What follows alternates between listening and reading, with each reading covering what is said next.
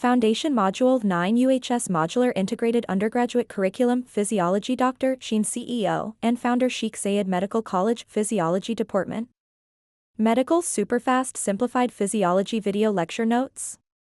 Guyton and Hall 14 edition chapter number 50 lecture number 6 page 632.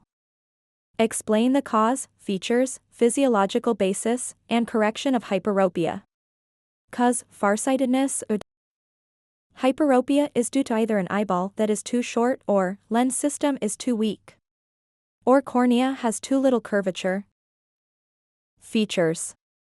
Parallel light rays entering the eyes are focused behind the retina by the relaxed lens system. Near objects appearing blurry. Distant objects remain clear. Prolonged periods of near work, such as reading or using a computer, can cause discomfort. SEQINTING try to bring objects into focus.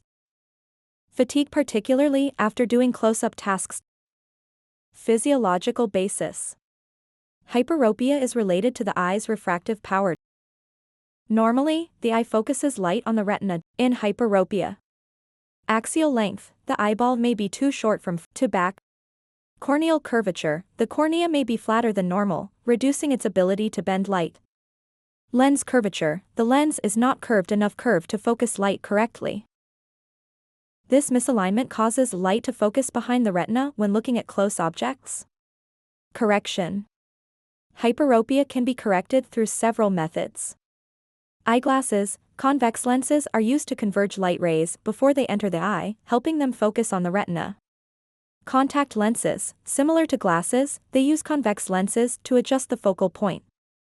Refractive surgery, procedures like LASIK reshape the cornea to correct the refractive error.